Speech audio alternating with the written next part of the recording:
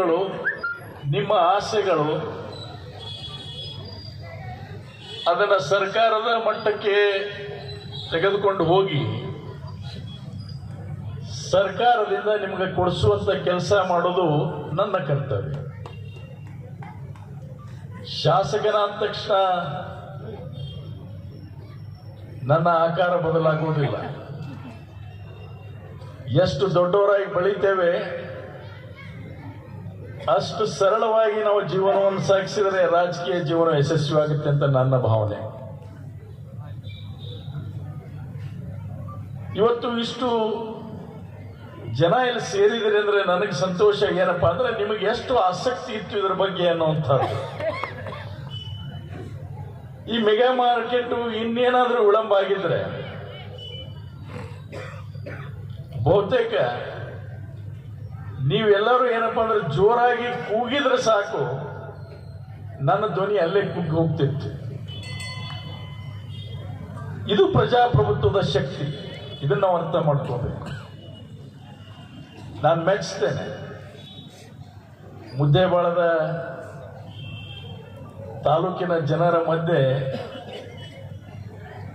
ಸುದೀರ್ಘವಾಗಿ ರಾಜಕಾರಣ ಮಾಡತಕ್ಕಂಥ ಅವಕಾಶವನ್ನು ನೀವೆಲ್ಲರೂ ಏನು ಕಲ್ಪಿಸಿಕೊಟ್ಟಿದ್ದೀರಿ, ಅದು ನನ್ನ 7 ಜನ್ಮದ ಪುಣ್ಯ ಅಂತ ನಾನು ಭಾವಿಸಿದ್ದೀನಿ ಅನ್ನುವಂಥ ಮಾತನ್ನು ಹೇಳಲಿಕ್ಕೆ ಇಚ್ಛೆಪಡ್ತೇನೆ. ಅಭಿವೃದ್ಧಿ ನಿಲ್ಲದು ಅಲ್ಲ, ಅಭಿವೃದ್ಧಿ ನಿರಂತರವಾಗಿ ಸಾಕ್ತಕ್ಕಂಥದ್ದು ಅಂತ ಪದೇ ಪದೇ ಪದೇ ಹೇಳ್ತಾ ಇರ್ತೇನೆ. ನಾನು ಈ ಒಂದು 15 ದಿವಸದ ಒಂದು ಕಾರ್ಯಕ್ರಮ ಮಾಡಿದ್ದೆ. ಆಗ ನಾನು ವ್ಯಾಖ್ಯಾನ ಮಾಡಿದ್ದೆ, ಮುದ್ದೇಬಾಳ ಹೇಗಿತ್ತು ಅನ್ನೋಂಥ ವ್ಯಾಖ್ಯಾನ ಮಾಡಿದ್ದೆ. ನಾನು 1983ರಲ್ಲಿ ನಾನು ಸೊಸೈಟಿಯ ಅಧ್ಯಕ್ಷನಾದೆ, TAPCMS ಸೊಸೈಟಿ ಅಧ್ಯಕ್ಷನಾದ. ಆಗ ನಾನು ನೋಡಿರ್ತಕ್ಕಂಥ ಮುದ್ದೇಬೇಡ ಹೇಗಿತ್ತು ಅನ್ನುವಂಥದ್ದು ಒಂದು ಸ್ವಲ್ಪ ವಿಶ್ಲೇಷಣೆ ಮಾಡಿದೆ. ಬಹಳಷ್ಟು ಯುವಕರಿಗೆ ಗೊತ್ತಿಲ್ಲ.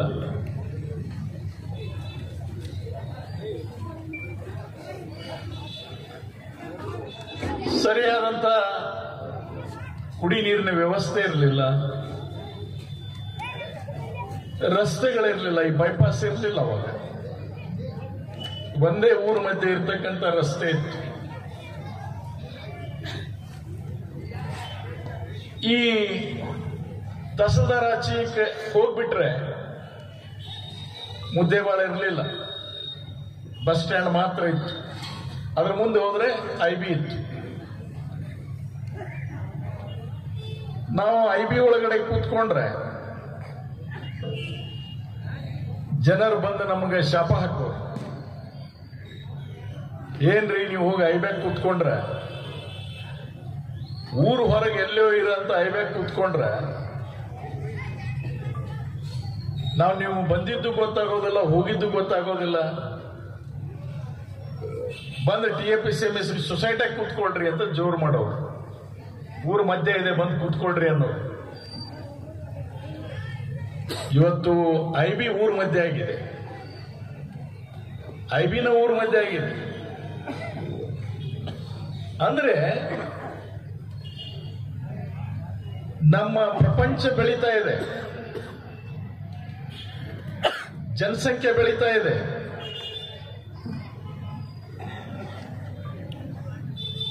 ಅದರ ಜೊತೆಗೆ ಅಭಿವೃದ್ಧಿ ಕೂಡ ಹೆಚ್ಚು ನಾವು ಬಯಸ್ತೇವೆ. ಮೂಲಭೂತ ಸೌಕರ್ಯಗಳನ್ನು ಹೆಚ್ಚಿಸಬೇಕಾಗತ್ತೆ. ಆಗ ಕುಡಿ ನೀರಿನ ಪರಿಸ್ಥಿತಿ ಎಲ್ಲಿಂದ ಇತ್ತಪ್ಪ ಅಂತಂದ್ರೆ, ಕುಂಟೋಜಿ ಹತ್ರ ಒಂದು ಬಾವಿಯಿಂದ ಇಲ್ಲಿಗೆ ನೀರು ಹಾಕಿ ತರ್ತಿದ್ರು. ಮುದ್ದೇಬಾಳಕ್ಕೆ ವಾರಕ್ಕೊಮ್ಮೆ ನೀರು, ಕುಡಿಯಕ್ಕೆ ನೀರು ವಾರಕ್ಕೊಮ್ಮೆ. ಅದು ಫಿಲ್ಟರ್ ಆಗ್ತಿರ್ಲಿಲ್ಲ. ಮೋಟಿಗೆಣ್ಣವ್ರೆ ಬಳಕೆ ಮಾಡು ನೀರು ಈ ನಿಮ್ಮ ಕೆರೆದೇ ಇತ್ತು. ಬಹಳಷ್ಟು ಜನ ಈ ಕೆರೆ ನೀರ ತಂದು ಬಳಕೆ ಮಾಡುತ್ತಿದ್ರು, ಬಟ್ಟೆ ಒಗೆಯಲಿಕ್ಕೆ, ಮನೆ ಸ್ವಚ್ಛ ಮಾಡಲಿಕ್ಕೆ. ಆ ಪರಿಸ್ಥಿತಿ ಇತ್ತು ಅಂತ ಹೇಳಿದ್ದೆ. ಇವತ್ತು ಆ ಪರಿಸ್ಥಿತಿ ಇಲ್ಲ. ನಿರಂತರವಾಗಿ ನಿಮ್ಮ ಸಹಕಾರದಿಂದ ಯಾರೇ ರಾಜಕೀಯ ವ್ಯಕ್ತಿಗಳಾಗಿರ್ಬೋದು, ಅದು ದೇಶಮುಖರಾಗಿರ್ಬೋದು, ಸಜ್ಜನ್ ಸಾಹೇಬರಾಗಿರ್ಬೋದು, ಅದಕ್ಕಿಂತ ಮುಂಚೆ ಗುರಡ್ಡಿ ಅವರು ಈ ಕಟ್ಟಡ ಈಗೇನು ಶಿಥಲಗೊಂಡಂತ ಕಟ್ಟಡ ಇತ್ತು, ಎಸ್.ಎಂ. ಗುರಡ್ಡಿ ಅವರ ಕಾಲದಲ್ಲಿ ಆಗಿದ್ದು ಅನ್ನುವಂಥದ್ದು. ಸುಮಾರು 70 ವರ್ಷಕ್ಕಿಂತ ಹೆಚ್ಚು ಹಿಂದೆ ಕಟ್ಟಿದ್ದು. 70-80 ವರ್ಷ ಆಯ್ತು. ಅಷ್ಟು ಹಳೆ ಕಟ್ಟಡ. ಆಗಿಂದ ಕೂಡ ಯಾವಾಗಲೂ ಅದಕ್ಕಿಂತ ಹಿಂದೆ ಹೋದ್ರು ಕೂಡ ಇಲ್ಲಿ ಶಾಸಕರಾಗಿದ್ರು. ಇದು ಒಂದು ಪಂಚಾಯಿತಿ ಆಗಿತ್ತು. ಈ ರಸ್ತೆಯಿಂದ ಆ ಕಡೆ ಊರು, ಈ ಕಡೆ ಊರೇ ಇಲ್ಲ, ಬಹಳ ಕಡಿಮೆ. ಅಲ್ಲೊಂದು ಮನೆ, ಇಲ್ಲೊಂದು ಮನೆ. ಅವಾಗ ಈ ಚಿತ್ರ ಯಾಕೆ ಕೊಡ್ತಾ ಇದ್ದೇನೆ ನಿಮಗೆ ಅಪ್ಪ ಅಂತಂದ್ರೆ, ಆಗಿನಿಂದ ಹಿಡಿದು ಇಲ್ಲಿವರೆಗೂ ಕೂಡ ಯಾರ ಕೆಲಸವನ್ನ ಮಾಡಿದ್ದಾರೆ, ರಾಜಕೀಯ ಸೇವೆಯನ್ನು ಮಾಡಿದ್ದಾರೆ, ನಿಮ್ಮ ಪ್ರತಿನಿಧಿಯಾಗಿ ಸೇವೆ ಮಾಡಿದ್ದಾರೆ, ಎಲ್ಲರ ಪಾಲ್ದಾರಿಕೆ ಊರಿನ ಬೆಳವಣಿಗೆಯಲ್ಲಿದೆ ಅನ್ನುವಂಥದ್ದು ಸ್ಪಷ್ಟವಾಗಿ ಹೇಳಲಿಕ್ಕೆ ಇಚ್ಛೆ ಪಡ್ತೇನೆ. ಅದರಲ್ಲಿ ಎರಡನೇ ಮಾತಿಲ್ಲ.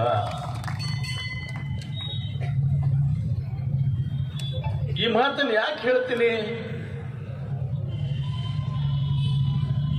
ನಾನು ಅನ್ನುವಂಥದ್ದು ಇರಬಾರದು ರಾಜಕಾರಣದಲ್ಲಿ.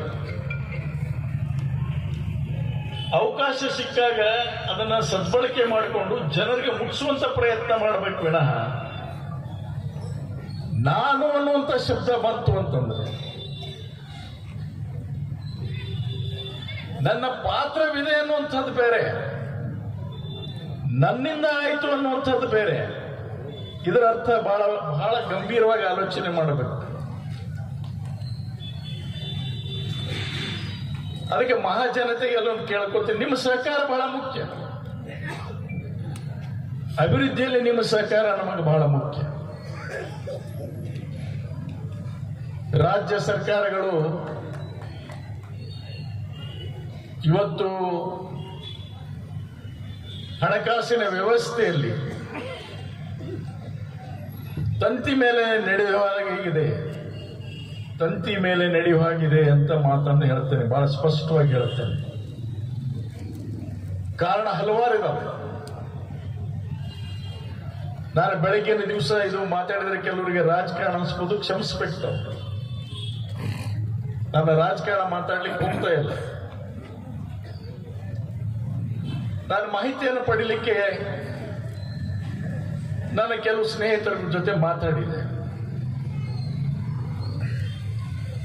ನಮ್ಮ ಸರ್ಕಾರ ರಚನೆ ಆದ ನಂತರ ಸಾಲ ಒಂದು ಕಡೆ, ಸಾಲ ಯಾವ ಸರ್ಕಾರ ಬಂದರೂ ಸಾಲ ಮಾಡ್ತವೆ. ಅದು ಫಿಸ್ಕಲ್ ಡಿಸಿಪ್ಲಿನ್ ಕೆಳಗಡೆ ಎಷ್ಟು ಮಾಡಬೇಕು, ಅನುಗುಣವಾಗಿ ಎಷ್ಟು ಪ್ರತಿಶತ ನಾವು ಸಾಲವನ್ನು ಪಡಿಬಹುದಾಗಿದೆ ಅನ್ನುವಂಥದ್ದು ಬೇರೆ ವಿಷಯ. ಈ ಬಿಲ್ ಅನ್ನ ಕೊಡುವುದಿದೆ ಅಲ್ಲ, ನನ್ನ ಟ್ರೆಜರಿಯಲ್ಲಿ ಇದ್ದಿದ್ದು 42,000 ಕೋಟಿ. ಮೋಟಿ ಸಾಹುಕಾರ ಸಾಹೇಬ್ರೆ, ನನ್ನ ಟ್ರೆಜರಿಯಲ್ಲಿ ಇದ್ದಿದ್ದು 42,000 ಕೋಟಿ ರೂಪಾಯಿ. ನಾನು ಗುತ್ತಿದಾರರಿಗೆ ವರ್ಕ್ ಆರ್ಡರ್ಸ್ ಅನ್ನ ಕೊಟ್ಟಿದ್ದು 2,40,000 ಕೋಟಿ ಚುನಾವಣೆಗಿಂತ ಮುಂಚೆ. ಅಂದ್ರೆ 2 ಲಕ್ಷ ಕೋಟಿ ಅಂದಾಜು ಹತ್ರ. ನಾವು ಅಧಿಕಾರಕ್ಕೆ ಬಂದ ತಕ್ಷಣ ಸಿದ್ದರಾಮಯ್ಯ ತಲೆ ಮೇಲೆ ದೊಡ್ಡ ಭಾರ ಬಂತು. ಎಷ್ಟು? 2 ಲಕ್ಷ ಅಂದಾಜು, ಹೆಚ್ಚು ಕಡಿಮೆ, ಎಲ್ಲಾ ಇಲಾಖೆಯ ಬಿಲ್ ಪೇಮೆಂಟ್ಸ್.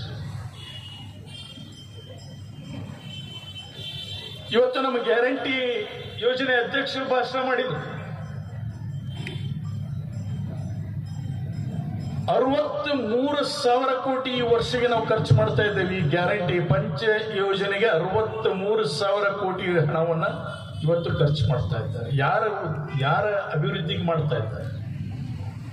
ಯಾರ ಅಭಿವೃದ್ಧಿಗೆ ಮಾಡ್ತಾ ಇದ್ದಾರೆ ಅಂತಂದ್ರೆ, ಕಟ್ಟ ಕಡೆಯ ಬಡವನಿಗೂ ಕೂಡ ತಲೆ ಎತ್ತಿ ಜೀವನ ಮಾಡ್ತಕ್ಕಂಥ ಯೋಜನೆಗೆ ಮಾಡ್ತಾ ಇದ್ದೇವೆ. ಮತ್ತೆ ಉಡಾಫೆ ಯೋಜನೆಗಳಿಗೆ ಮಾಡ್ತಾ ಇಲ್ಲ.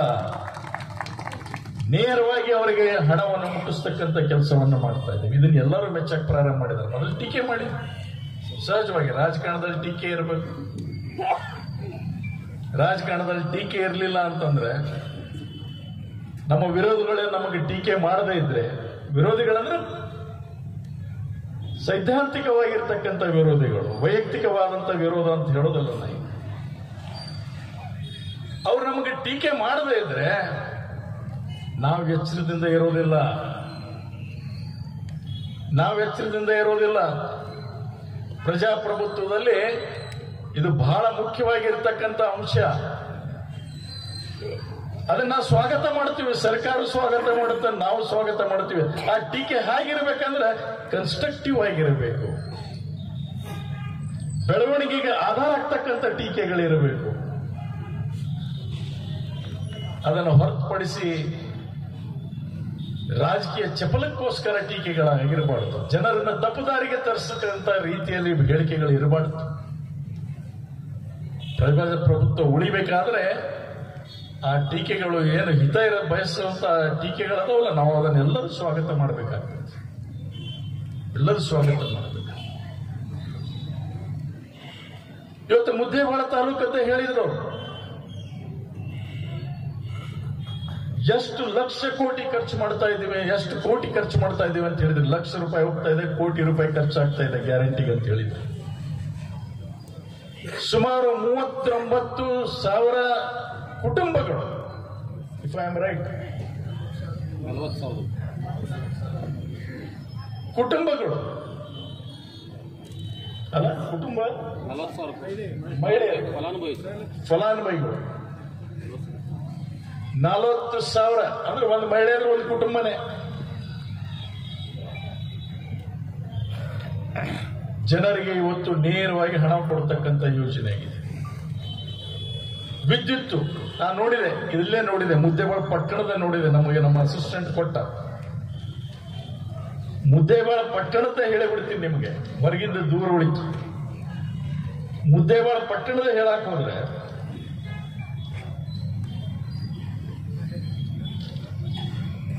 ಗೃಹ ಜ್ಯೋತಿ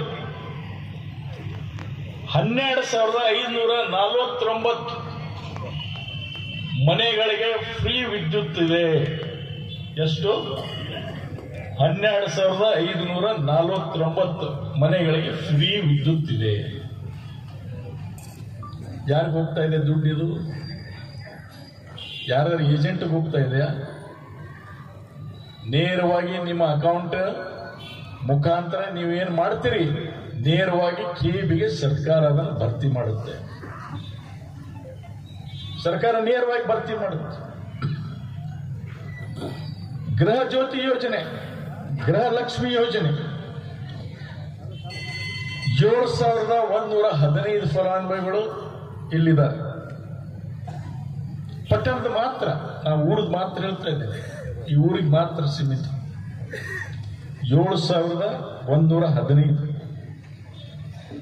ಮತಕ್ಷೇತ್ರದಲ್ಲಿ 40,208.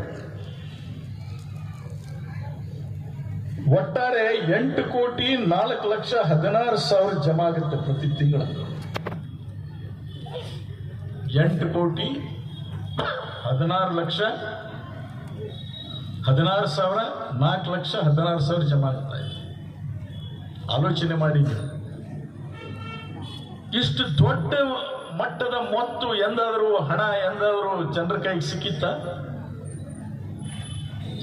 ಸಿಕ್ಕಿತ್ತ? ನಾ ಚುನಾವಣೆಗೆ ಭಾಷಣ ಮಾಡಕ್ಕೆ ನಾನು ನಂಬಲಿಲ್ಲ. ಯಾರು ಬೇಕಾದಷ್ಟು ಹೇಳ್ತಿದ್ವಿ, ಯಾರು ನಮ್ಮನ್ನು ನಂಬಲಿಲ್ಲ. ಬಿಡ್ರಿ, ಇಲೆಕ್ಷನ್ ಬಂದಿದೆ, ನೀವು ಹಂಗೆ ಹೇಳ್ತೀರಿ, ಅವರು ಹಂಗೆ ಹೇಳ್ತಾರಂತ. ಈ ಗ್ಯಾರಂಟಿಗಳ ಕೊಟ್ರೆ ದಿವಾಳಿಯಾಗಿ ಹೋಗ್ಬಿಡುತ್ತೆ ದೇಶ ಅನ್ನೋರು ಗ್ಯಾರಂಟಿಗಳನ್ನು ಅಳವಡಿಸಕ್ ಪ್ರಾರಂಭ ಮಾಡಿದ್ರು. ನೇರವಾಗಿ ಬಡವರಿಗೆ ಹೋಗುತ್ತಲ್ಲಪ್ಪ, ಇದು ಬಹಳ ಒಳ್ಳೆ ಯೋಜನೆ ಅಂತ ಈಗ ಹೋಗ್ಲಿಕ್ಕೆ ಪ್ರಾರಂಭ ಮಾಡಿದ್ವಿ.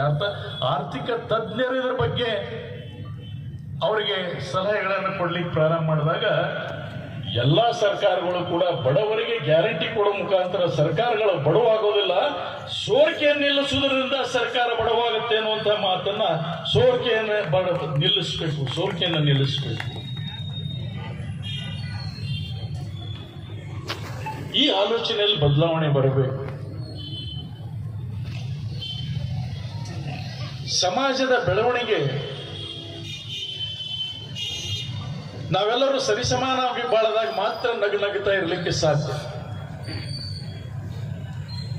ನಾನು ಶ್ರೀಮಂತ, ಇನ್ನೊಬ್ಬ ಬಡವ, ಇನ್ನೊಬ್ಬ ಭಿಕ್ಷಾ ಬೇಡವ, ಪಾಪ ಕಿಗ್ಗಳವಾಗಿರ್ತಕ್ಕಂಥ ವ್ಯಕ್ತಿ ಇದ್ರೆ ಸಮಾಧಾನ ಸಮಾಜದಲ್ಲಿ ಬರ್ಲಿಕ್ಕೆ ಸಾಧ್ಯನಾ? ಇದೇ ಬಸವಣ್ಣ ಹೇಳಿದಂತ ಸರ್ವರಿಗೂ ಸಮಪಾಲು ಸರ್ವರಿಗೆ ಸಮಬಾಳು ಅಂತ ಹೇಳಿದಂಥದ್ದು ಬಸವಣ್ಣ. 800 ವರ್ಷ ಆದ್ರೂ ಕೂಡ ನಾವು ಕಾಯ್ತಾ ಇದ್ದೀವಿ, ಯಾವಾಗ ಬರುತ್ತಪ್ಪ ಅಂತ ಕಾಯ್ತಾ ಇದ್ದೀವಿ. ಇದು ನಮ್ಮ ಸಿದ್ಧಾಂತ, ಇದು ನಮ್ಮ ಸಿದ್ದರಾಮಯ್ಯನವರ ಸಿದ್ಧಾಂತ, ಇದು ನಮ್ಮ ಕಾಂಗ್ರೆಸ್ಸಿನ ಸಿದ್ಧಾಂತ, ಇದು ನಮ್ಮ ದೇಶದ ಸಿದ್ಧಾಂತ ಆಗಬೇಕು. ಕೇವಲ ನಮ್ಮ ಸಿದ್ಧಾಂತ ಅಲ್ಲ, ದೇಶದ ಸಿದ್ಧಾಂತ ಇದು ಆಗಬೇಕು. ಬಡವ ಎಲ್ಲವನ್ನೂ ಸರಿಸಮಾನವಾಗಿ ಬಾಳತಕ್ಕಂಥ ಆಲೋಚನೆ ಕಟ್ಟುವುದಕ್ಕೆ ಮುಂದಾದಾಗ ಮಾತ್ರ ಅನ್ನುವಂಥ ಕಲ್ಪನೆಗೆ ನಾವು ಒಳಗಾಗ್ತೇವೆ. ಎಷ್ಟು ಜನ ನಾವು ಆಲೋಚನೆ ಮಾಡ್ತೀವಿ?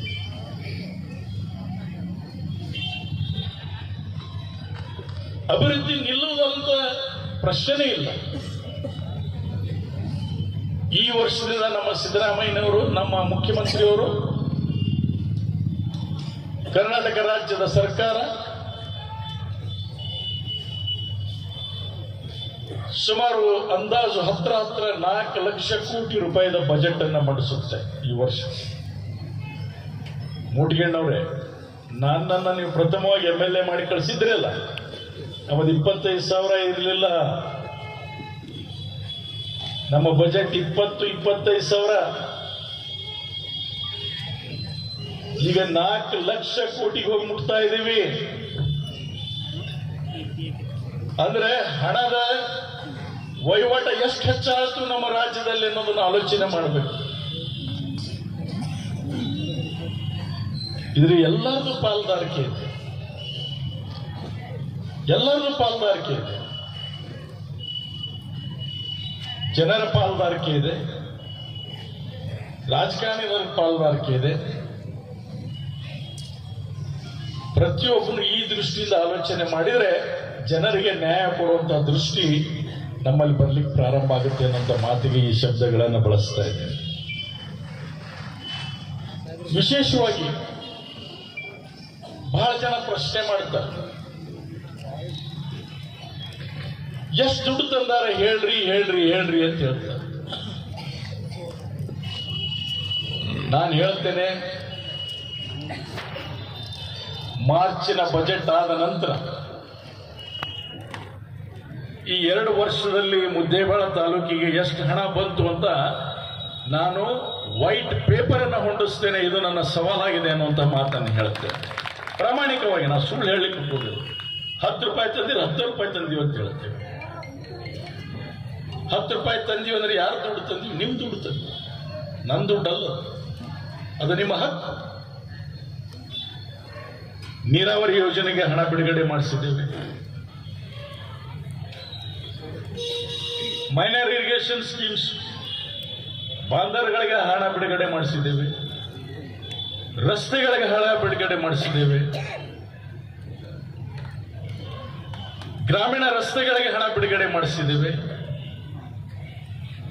SFC ಗ್ರಾಂಟ್ ಅನ್ನ ಇವರಿಗೆ 8 ಕೋಟಿ ರೂಪಾಯಿಯನ್ನ ಈ ವರ್ಷ ತಂದಿದ್ದೇವೆ. ತಾಳಿಕೋಟಿಗೆ 7 ಕೋಟಿ ತಂದಿದ್ದೇವೆ. 4 5 ಕೋಟಿ ತಂದಿದ್ದೇವೆ. ಟ್ರೀ ಪಾರ್ಕಿಗೆ 2 ಕೋಟಿ ತಂದಿದ್ದೇವೆ. ನಿಮ್ಮ ಮುದ್ದೇಬಾಳಿಗೆ ಹಾರ್ಟಿಕಲ್ಚರ್ ಡಿಪಾರ್ಟ್ಮೆಂಟ್ ಮತ್ತು ಫಾರೆಸ್ಟ್ ಡಿಪಾರ್ಟ್ಮೆಂಟ್ ಸೇರ್ಕೊಂಡು ಟ್ರೀ ಪಾರ್ಕಿಗೆ 2 ಕೋಟಿ ರೂಪಾಯಿ ತಂದಿದ್ದೇವೆ. ಈಗ ಬಿಡುಗಡೆ ಆಯ್ತು, ನಿನ್ನೆ ಬಿಡುಗಡೆ ಆಯ್ತು. ನಾನು ಯಾರಿಗಾದ್ರೂ ಉತ್ತರ ಕೊಡಬೇಕು ಆಡಿಟ್ ಅಂತಂದ್ರೆ, ಯಾರ ಮುಂದೆ ಆಡಿಟ್ ಅಂತಂದ್ರೆ ನಿಮ್ಮ ಮುಂದೆ ಆಡಿಟ್ಗೆ ನಾನು ಮುಂದಾಗಬೇಕು, ಜನರ ಮುಂದೆ ಆಗ್ಬೇಕು. ಯಾರೋ ರಾಜಕಾರಣಿಗಳು ಕೂಡ ದಿವಸ ಒಂದು ಸ್ಟೇಟ್ಮೆಂಟ್ ಕೊಡ್ತಾರಂದ್ರೆ ದಿವಸ ಒಂದು ಹೇಳಿಕೆ ಕೊಡೋದು ನನ್ನ ಧರ್ಮ ಅಲ್ಲ. ನಾನು ನಿಮಗೆ ಉತ್ತರ ಕೊಡೋವಾಗಬೇಕು.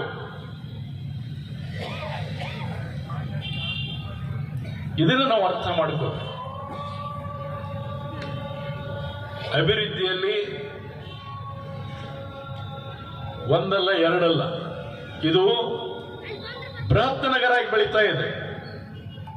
ಮುದ್ದೇಬೇಳನ್ನ ಪುರಸಭೆಯಿಂದ ನಾವು ನಗರಸಭೆ ಮಾಡಲಿಕ್ಕೆ ಕೂಡ ಸರ್ಕಾರಕ್ಕೆ ಪ್ರಸ್ತಾವನೆ ಕಳಿಸಿತ್ತು.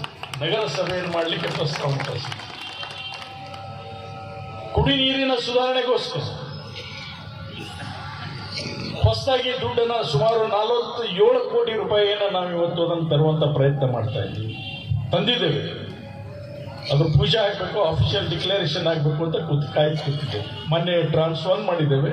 ಟ್ರಾನ್ಸ್ 2 ಕೂಡ ಬಿಡುಗಡೆ ಆಗುತ್ತೆ ಈ ವರ್ಷ.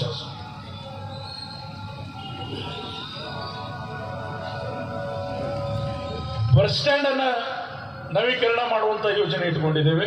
ಪ್ರಸ್ತಾವನೆಯನ್ನು ಸುಮಾರು ಕಳಿಸಿಕೊಟ್ಟಿದ್ದೇವೆ. ಅದಕ್ಕೆ 8 ಕೋಟಿನೋ 9 ಕೋಟಿ ಪ್ರಸ್ತಾವನೆ ಕಳಿಸಿಕೊಟ್ಟಿದ್ದಾರೆ ಸರ್ಕಾರದ ಮುಂದೆ.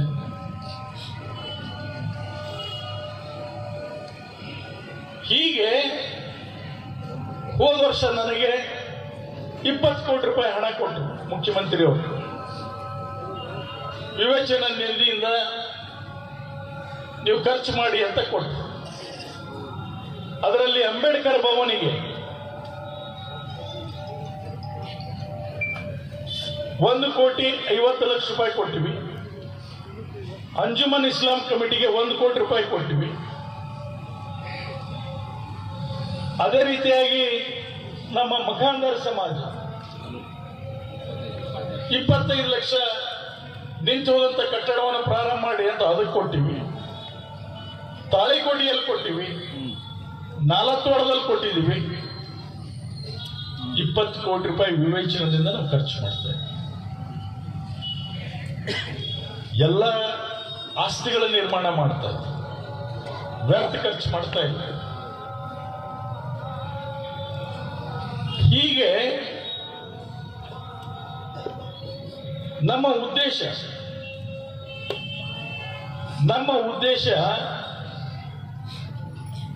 ಅಭಿವೃದ್ಧಿ ಅಂದ್ರೆ ಒಂದು ವರ್ಗ ಸೀಮಿತವಾದಂತಹ ಅಭಿವೃದ್ಧಿ ಅಲ್ಲ, ಒಬ್ಬ ವ್ಯಕ್ತಿಯ ಅಭಿವೃದ್ಧಿ ಅಲ್ಲ. ನಮ್ಮ ಅಭಿವೃದ್ಧಿ ಅಂದ್ರೆ ಜನಸಾಮಾನ್ಯರ ಅಭಿವೃದ್ಧಿ ಜೊತೆಯಾಗಿ ಇಲ್ಲಿ ಯಾವ ರೀತಿಯಾಗಿ ಬೆಳವಣಿಗೆ ಮಾಡಬೇಕು ಅದು ನಮ್ಮ ದೃಷ್ಟಿಕೋನ ಅನ್ನೋದನ್ನು ನಾವು ಯಾರು ಕೂಡ ಮರಿತಕ್ಕಂಥದ್ದಲ್ಲ. ಇದು ನಮ್ಮ ಸಿದ್ಧಾಂತ.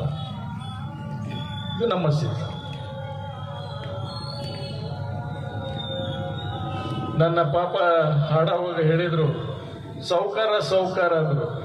ಅದು ಸ್ವಲ್ಪ ತಿದ್ಕೊಂಬಿಡಿ. ಸೌಕಾರ ಅಲ್ಲ, ಶಾಸಕ ಅಂದಿದ್ರೆ ಇನ್ನೂ ಚೆನ್ನಾಗಿತ್ತು. ನಾ ಸೌಕಾರ ಅಂಕೆ ಆಗಿಲ್ಲ, ನಿಮ್ಮ ಮಾತಿನಲ್ಲಿ ಸೌಕಾರ ಆಗಿದ್ದೇನೆ. ನಮ್ಮ ಕಡೆಯವರು ನಗ್ತಾರ. ಆ ರಮೇಶ್ ಶೆಟ್ಟರ್ ಅಣ್ಣನಕ್ಕೆ ಲಘು ಕುಳುಕುಳು ನಗ್ತಾನೆ. ಯಾಕಂದ್ರೆ ಯಾವಾಗ ನನ್ನ ಸಾಲ ಲಘು ತೀರ್ಸೇನಪ್ಪ ಅಂತ ಅವ್ರು ನಗ್ತಾರೆ. ಇವ್ರು ಸೌಕಾರ ಅಂತಾರೆ, ನೋಡಿ ನಾವು ಸಾಲನ ಕೊಡೋಲ್ಲ ಅಲ್ಲಿನ ಅಂತಾರೆ.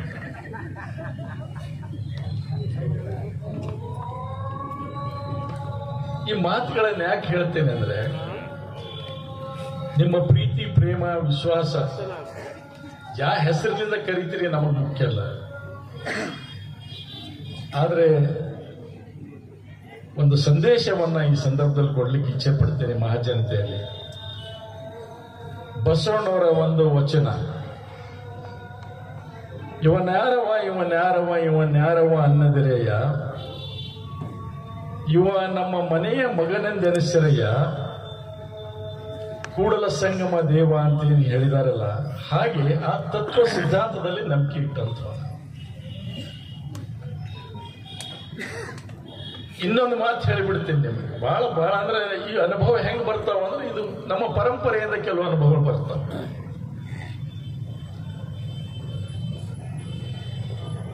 ನಮ್ಮ 4 ವಾರದಲ್ಲಿ 2 ಪಾರ್ಟಿ ಇದ್ದು, ಮಾಂತಪ್ಪಣ್ಣವ್ರಿಗೂ ಗೊತ್ತಿದೆ, ಎಲ್ಲರಿಗೂ ಗೊತ್ತಿದೆ. 200 ವರ್ಷದಿಂದ, 1 ವರ್ಷದಿಂದ ಅಲ್ಲ, 200 ವರ್ಷದಿಂದ ಪಾರ್ಟಿಗಳು. ಅವ್ರು ನಮ್ಮ ಇಬ್ರು ಅಜ್ಜದಾರ ಏನ್ ಮಾಡ್ತಿದಾರೆ ಅಂತ, ಆ ಕಡೆ ಅಜ್ಜ, ಈ ಕಡೆ ಅಜ್ಜ, ಇಬ್ರು ಪಾರ್ಟಿಯವರು. ನ್ಯಾಯ ಇತ್ತು, ಬಿಜಾಪುರ್ಗೆ ಹೋಗ್ತಿದ್ರಂತ. ನಮ್ಮ 4 ವಾರ ಸೀಮಿ ದಾಟುತ್ತನ ಇಬ್ರು ಬೇರೆ ಬೇರೆ ಟಾಂಗದಾಗ ಹೋಗ್ತಿದ್ರಂತ. ಆ 4 ವಾರ ಸೀಮಿ ದಾಟಿದ್ರೆ ಇವ್ರು ಕೋರ್ಟಿಗೆ ಹೋಗೋರು. ಇವ್ ನ್ಯಾಯ ಇವ ಮಾಡೋ, ಅವ್ನ ನ್ಯಾಯ ಅವ ಮಾಡೋ, ಒಬ್ರಿಗೊಬ್ರು ವಿರೋಧ ಪಾರ್ಟಿಗಳು. ಇವರಿಬ್ರು ಕೂಡಿ ಒಂದೇ ಟಂಗದ ಹೋಗ್ರಂತ ಬಿಜಾಪುರ. ಆ ಕಾಲದಲ್ಲಿ ಶಂಕರರಾವ್ ನಾಡಗೌಡ ಅಂತ ನಮ್ಮಪ್ಪನ ಅಜ್ಜ ಹೋಗೋರು. ಒಂದ್ ದಿವಸ ಏನಾಯ್ತು, ವಿರೋಧ ಪಾರ್ಟಿಯವರು ಸತ್ಬಿಟ್ರು, ತೀರ್ಕೊಂಡ್ಬಿಟ್ರು. ದೇವ್ರ ಸಾನ್ನಿಧ್ಯ ಸೇರಿದ್ರು. ದೇವ್ರ ಸಾನ್ನಿಧ್ಯಕ್ಕೆ ಸೇರಿದಾಗ ನೋಡಿ ಎಷ್ಟು ಇರ್ತದೆ. ಅದಕ್ಕೆ ಅಂತಾರೆ ರಾಜಕೀಯದಲ್ಲಿ ಈ ಭಾವನೆಗಳು ಇರಬೇಕು ಅಂತ. ಶಂಕರರಾವ್ ತೀರ್ಕೊಂಡಾಗ ವಿರೋಧ ಪಾರ್ಟಿಯವರು ಏನಿದ್ರಲ್ಲ, ಅವರು ಸಮಾಧಿಗೆ ಬಂದಂತ ಸಂದರ್ಭದಲ್ಲಿ ಮಣ್ಣು ಕೊಟ್ಟು ಹೀಗೆ ಹಿಂದೆ ಹೋದ್ರಂತೆ, ಬೆನ್ನು ತೋರಿಸದೆ ಹಿಂದೆ ಹೋದ್ರಂತೆ. ಎಲ್ಲರೂ ಆಶ್ಚರ್ಯರಂತೆ. ನಾನೊಬ್ಬ ಒಳ್ಳೆಯ ಸ್ನೇಹಿತನ ಕಳ್ಕೊಂಡೆಪ್ಪ, ಇವತ್ತು ಒಳ್ಳೆ ಸ್ನೇಹಿತನ ಕಳ್ಕೊಂಡೆ ಅನ್ಕೊಂತ ಮನೆಗೆ ಹೋದ್ರಂತ. ಶಂಕರ ಅವ್ರ ತಮ್ಮ ನೀಲ್ಕಂಠ್ರ ಅವರು ಅಂದ್ರೆ ಮೂಟಿಗೆ ಸಾಹುಕಾರರಿಗೆ ಚೆನ್ನಾಗಿ ಗೊತ್ತು. ನಮ್ಮ ಅಜ್ಜ ಅವ್ರು ತೀರ್ಕೊಂಡ್ರು. ಆಚೆ ಕಡೆ ಪಾರ್ಟಿ ಅವ್ರು ತೀರ್ಕೊಂಡ್ರು. ಜಗಳ, ಖಾಯಂ ಜಗಳ. ಇವರು ಕೋರ್ಟು ಕಚೇರಿ ಜಗಳನೇ ಜಗಳ. ಅವ್ರ ಮಣ್ಣಿಗೆ ಹೋಗಿ ನಮ್ಮ ಅಜ್ಜ ಬಂದು ಸ್ನಾನ ಮಾಡಿ ಕಣ್ಣಾಗಿ ನೀರು ತಕ್ಕೊಂಡು ತನ್ನ ಕಾಟ ಮೇಲೆ ಕುಂತು ಅಳ್ತಾ ಇದ್ದಂತೆ. ನಮ್ಮಮ್ಮ ಮುತ್ತಾಯಿ ಅಕ್ಕಿ ಕರೆದ್ಲಂತೆ, ಏ ಬಾರಪ್ಪ, ನೀನು ಇವತ್ತು ವೈರಿನ ಸತ್ನಲ್ಲ, ಹೋಳಿಗೆ ಮಾಡಿ ಬಾ ತಿನ್ನಾಕ ಅಂತ ಕರೆದ್ಲಂತ. ಜೀವನ ಪರ್ಯಂತ ಹೋಳಿಗೆ ತಿನ್ನೋದನ್ನ ಬಿಟ್ಬಿಟ್ಟ.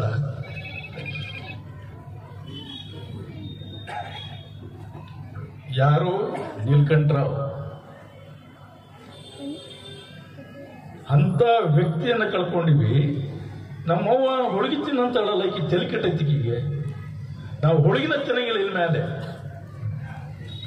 ಇದಕ್ಕಂತಾರೆ ಸೈದ್ಧಾಂತಿಕವಾಗಿರ್ತಕ್ಕಂಥ ವಿಚಾರಗಳು ಬೇರೆ ಇದ್ರೂ ಕೂಡ ನಾವು ಭಾವನಾತ್ಮಕವಾಗಿ ಬಂದಿರಬೇಕು ಅನ್ನುವಂಥ ಮಾತನ್ನ ಕಲಿಬೇಕು ನಾವು ಸಮಾಜದಲ್ಲಿ.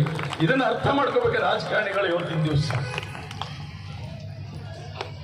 ಬಾಯಿ ಕೊಟ್ಟನಂತ ಹಾಕ್ಬೇಕಂತ ಮಾತಾಡ್ತಕ್ಕಂಥದ್ದಲ್ಲ.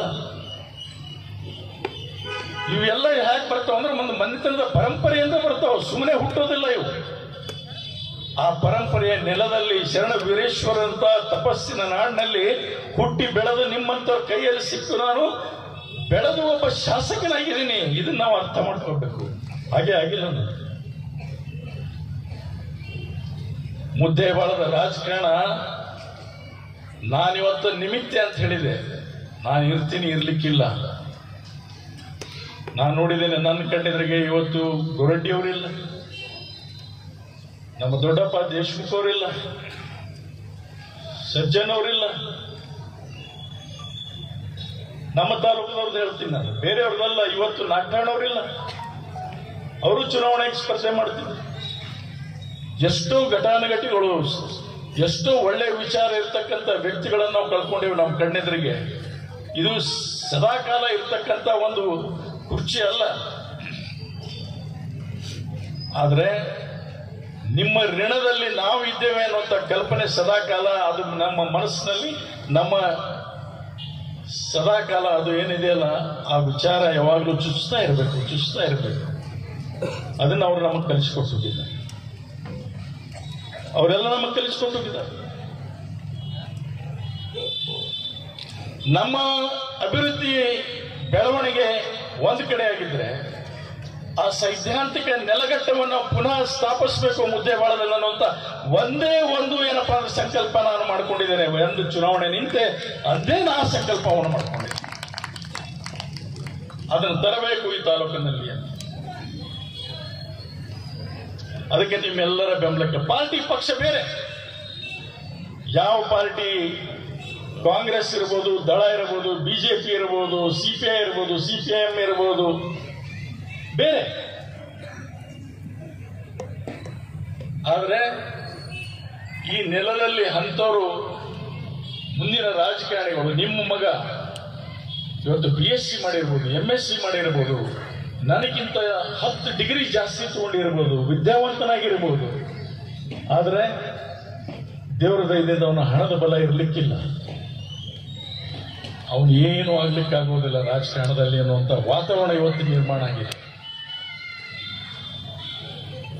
ಇವತ್ತು ಆ ವಾತಾವರಣ ನಿರ್ಮಾಣ ಆಗಿದೆ. ನಿಮ್ಮ ಮಕ್ಕಳ ಭವಿಷ್ಯ, ನಮ್ಮ ಮಕ್ಕಳ ಭವಿಷ್ಯ ಈ ನಾಡಿನಲ್ಲಿ ನಾವು ಕಟ್ಟಿ ಬೆಳೆಸಬೇಕಾಗಿದ್ರೆ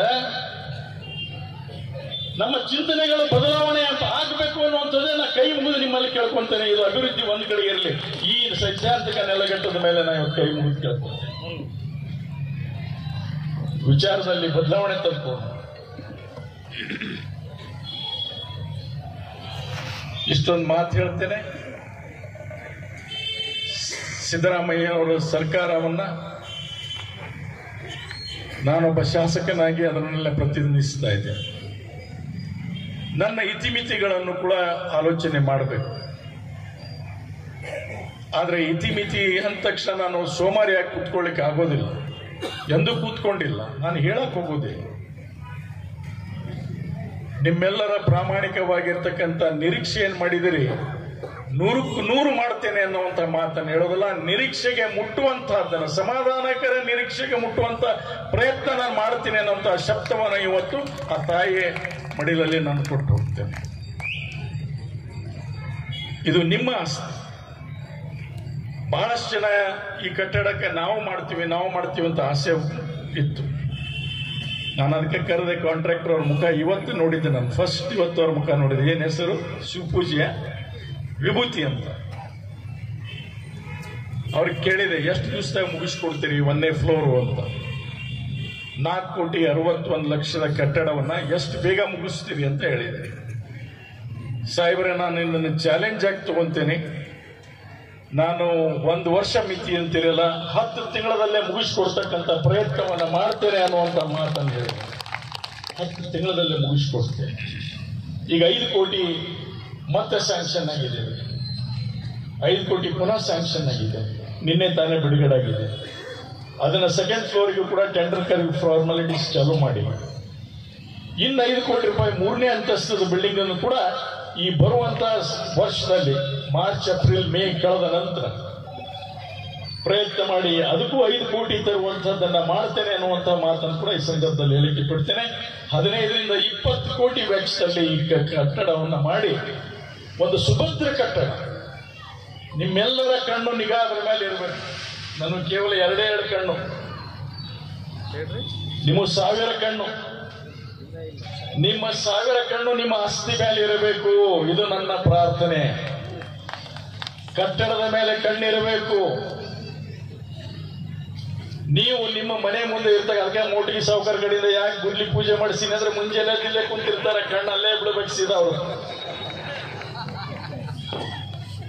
ನಾಳೆ ನನಗೆ ಅಪವಾದ ಕೊಡಬಾರ್ದವ್ರು. ಅವರು ಮಾಂತಪ್ಪಣ್ಣ ನಾವದಿಗೆಯವರು, ನಮ್ಮ ಹಿರಿಯರು ಇಲ್ಲಿ ಕೂತಾರ, ನಮ್ಮ ಕಂಟಿ ಚೆನ್ನಪ್ಪಣ್ಣ.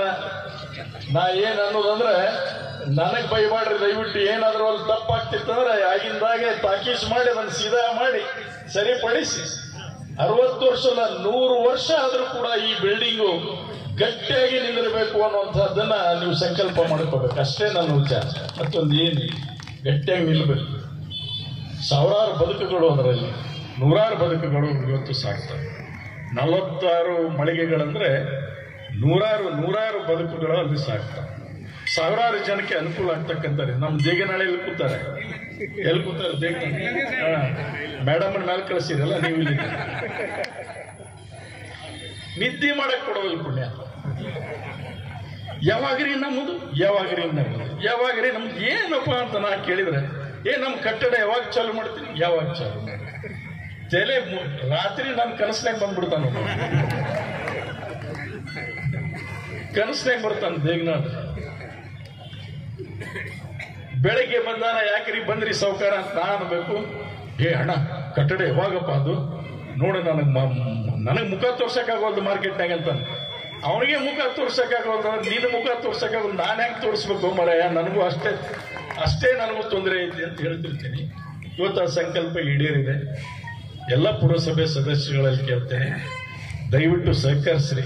ಯಾವುದೇ ಅಭಿವೃದ್ಧಿ ಕೆಲಸ ಬರಲಿ, ನಿಮ್ಮ ವಾರ್ಡಿನ ವ್ಯಾಪ್ತಿ ಜನರು ಏನು ನಿರೀಕ್ಷೆ ಮಾಡಿ ನಿಮ್ಮನ್ನ ಆರಿಸಿ ಕಳಿಸಿದ್ದಾರೆ, ಅದಕ್ಕೆ ಚ್ಯುತಿ ಬರೋ ಹಾಗೆ ನಾನು ಎಂದೂ ವರ್ತನೆ ಮಾಡೋದಿಲ್ಲ ಅಂತ ಮಾತನ್ನು ಹೇಳ್ತೀನಿ. ಈಗ ಕೂಡ SFC ಗ್ರಾಂಟ್ ಬಂತು, ಭಾಳ ಮಂದಿ ಹೇಳಿದ್ರು, ಏನ್ರಿ ನೀವೆಲ್ಲರೂ ಕೇಳಿ ಯಾಕೆ ಮಾಡಕ್ ಹೋಗ್ತೀರಿ, ನೀವು ತೀರ್ಮಾನ ಮಾಡ್ರಿ ಅಂತ ಕೆಲವರು ಸಜೆಷನ್ ಕೊಟ್ಟರು. ನಾ ಹೇಳಿದೆ ಹೆಂಗೆ ಬೇಡ, ಅವರೊಂದು ಮೊದಲು ತೀರ್ಮಾನ ತೆಗೆದುಕೊಂಡು ಕೊಡ್ಲಿ, ಯಾವುದನ್ನ ಆದ್ಯತೆ ಮೇಲೆ ತಗೋಬೇಕು, ಯಾವುದನ್ನ ಆದ್ಯತೆ ಮೇಲೆ ತಗೋಬಾರ್ದು ಅನ್ನೋದನ್ನು ನಿರ್ಧಾರ ಮಾಡುವಂತ ಕೂತ್ಕೊಂಡು ಸಭೆಯಲ್ಲೇ ನಿರ್ಧಾರ ಮಾಡಿ ಅದನ್ನು ಕಳಿಸ್ಕೊಡೋಣ, ಸರ್ಕಾರಕ್ಕೆ DC ಕಳಿಸ್ಕೊಡೋಣ, ಅನುಮತಿ ಕೊಡೋಣ. ಅಂದ್ರೆ ಇದಕ್ಕೊಂದು ಅರ್ಥ ಬರುತ್ತೆ, ಪ್ರಜಾಪ್ರಭುತ್ವಕ್ಕೆ ಅರ್ಥ ಬರುತ್ತೆ. ಸರ್ವಾಧಿಕಾರಿ ಧೋರಣೆ ನಮ್ಮದು ಇರಬಾರ್ದು ಅನ್ನುವಂಥ ಮಾತನ್ನ ಕಿವಿ ಮಾತನ್ನು ಕೂಡ ಅಧ್ಯಕ್ಷರಿಗೂ ಹೇಳಿದ್ದೇನೆ, ಎಲ್ಲ ಪುರಸಭೆಯವರಿಗೂ ಹೇಳಿದ್ದೇನೆ. ನಿಮ್ಮ ವ್ಯಾಪ್ತಿಯಲ್ಲಿ, ನಿಮ್ಮ ಕ್ಷೇತ್ರದ ವ್ಯಾಪ್ತಿಯಲ್ಲಿ ಏನು ಅಭಿವೃದ್ಧಿ ಆಗಬೇಕಾಗಿದೆ, ನಮ್ಮ ಕೈಯಿಂದ ಏನು ಸಾಧ್ಯನೋ, ಸರ್ಕಾರದ ಕೈಯಿಂದ ಏನು ಸಾಧ್ಯನೋ ಆ ಸಹಕಾರವನ್ನು ಸದಾಕಾಲ ನೀಡ್ತೇವೆ. ಪಕ್ಷ ಎರಡನೇದು, ಅಭಿವೃದ್ಧಿ ಮಾಡೋದರಲ್ಲಿ ಪಕ್ಷ ನೋಡೋದಿಲ್ಲ. ಆ ದೃಷ್ಟಿಯಿಂದ ನಾವೆಲ್ಲರೂ ಸೇರಿ ಈ ಊರನ್ನ ಸುಂದರಗೊಳಿಸುವಂತಹ ಪ್ರಯತ್ನ ನಾವೆಲ್ಲರೂ ಕೂಡಿ ಮಾಡೋಣ ಮತ್ತು ಜನರ ವಿಶ್ವಾಸ ಪ್ರೀತಿಗೆ ಸದಾಕಾಲ ಪಾತ್ರರಾಗಿ ನಾವು ಮುಂದುವರೋಣ ಅನ್ನುವಂತಹ ಮಾತನ್ನು ಹೇಳಿ ನಾನು ಇನ್ನೂ ಹೆಚ್ಚಿಗೆ ಹೇಳದೆ, ಅವರು ಒಂದಿಷ್ಟೇನೋ ಕಾರ್ಯಕ್ರಮ ಇಟ್ಟಿರಲ್ಲ,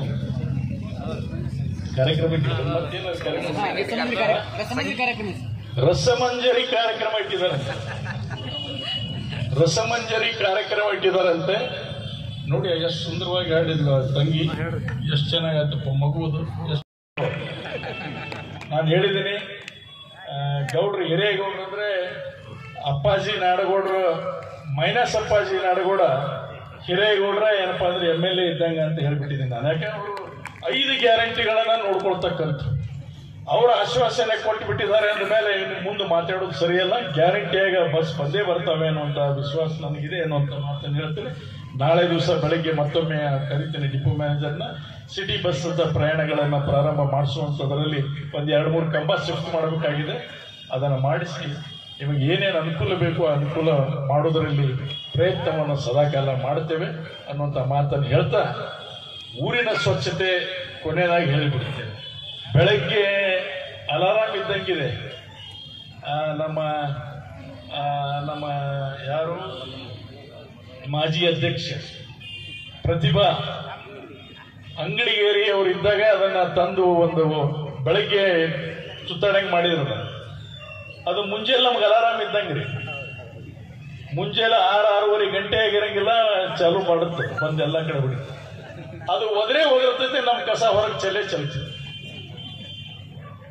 ಅದು ದಿವಸ ಏನಪ್ಪಾ ಅಂದ್ರೆ ಓಣಿ ಓಣಿ ಓಣಿ ಓಣಿ ಹೇಳ್ಕೊಂತ ಹೋಗ್ತೈತೆ, ನಾವು ಓಣಿ ಓಣಿ ಓಣಿ ಗಲೀಜು ಮಾಡ್ತೀವಿ. ದಯವಿಟ್ಟು ಇದು ನಮ್ಮ ಊರು, ನಾವು ವಾಸಿಸ್ತಕ್ಕಂಥ ಸ್ಥಳ, ಸ್ವಚ್ಛತೆ ಇಡೋದು ನಮ್ಮ ಧರ್ಮ. ಆ ಸ್ವಚ್ಛತೆ ಕಡೆ ಕೂಡ ನಮ್ಮ ಜವಾಬ್ದಾರಿ. ಒಂದು ಪುಟ್ಟಿ ಒಳಗೆ ಹಾಕಿಡ್ರಿ, ಆ ವಾಹನ ಬಂದಾಗ ಅದರಲ್ಲಿ ಡಂಪ್ ಮಾಡತಕ್ಕಂಥ ಕೆಲಸ ಮಾಡ್ರಿ. ಊರು ಸ್ವಚ್ಛ ಇಡೋಣ, ಚಂದ ಇಡೋಣ. ಎಲ್ಲೆಲ್ಲಿ ಲಗ್ನ ಮುಹೂರ್ತ ನಡೀತಾವು, ಪ್ಲಾಸ್ಟಿಕ್ಗಳು ಏನೆಲ್ಲ ಉಪಯೋಗ ಮಾಡ್ತೀವಿ ಅದನ್ನೆಲ್ಲ ಒಂದು ಗುಂಡಿಯಲ್ಲಿ ಹಾಕಿ ಮುನ್ಸಿಪಾಲಿಟಿಗೆ ಒಂದು ಫೋನ್ ಮಾಡಿದ್ರೆ ಸಾಕು, ಬಂದು ತೆಗೆದುಕೊಂಡು ಹೋಗ್ತಾರೆ. ಅದನ್ನು ತೊಗೊಂಡು ಹೋಗಿ ಒಂದು ಕಡೆ ಡಂಪ್ ಮಾಡ್ತಾರೆ, ಇಲ್ಲ ಸ್ಕ್ರ್ಯಾಪ್ ಯಾರ್ಡಿಗೆ ಕೊಡ್ತಾರೆ. ಅದನ್ನು ಪ್ಲಾಸ್ಟಿಕ್ ಇದ್ರೆ ಸ್ಕ್ರ್ಯಾಪ್ ಯಾರ್ಡಿಗೆ ಕೊಡ್ತಾರೆ, ರೀಸೈಕಲ್ ಆಗ್ತದೆ. ಹೀಗಾಗಿ ಆ ಒಂದು ಅಭಿಯಾನದಲ್ಲಿ ತಾವೆಲ್ಲರೂ ಕೂಡ ಪಾತ್ರ ವಹಿಸಿ ತಾವು ಊರಿನ ಸ್ವಚ್ಛತೆ ಕಡೆ ಕೂಡ ನಾಗರಿಕರು ತಮ್ಮ ಸಹಕಾರ ಇರಬೇಕು ಅನ್ನುವಂಥ ಮಾತನ್ನು ಹೇಳಿ ತಮಗೆಲ್ಲರಿಗೂ ಮತ್ತೊಮ್ಮೆ ಶುಭವಾಗಲಿ ಅಂತ ಹೇಳಿ ನಾನು ಹಾರೈಸಿ ನನ್ನ ಮಾತು ವಿರಾಮ ನೀಡ್ತೇನೆ. ನಮಸ್ಕಾರ. ಜೈ ಹಿಂದ್, ಜೈ ಕರ್ನಾಟಕ.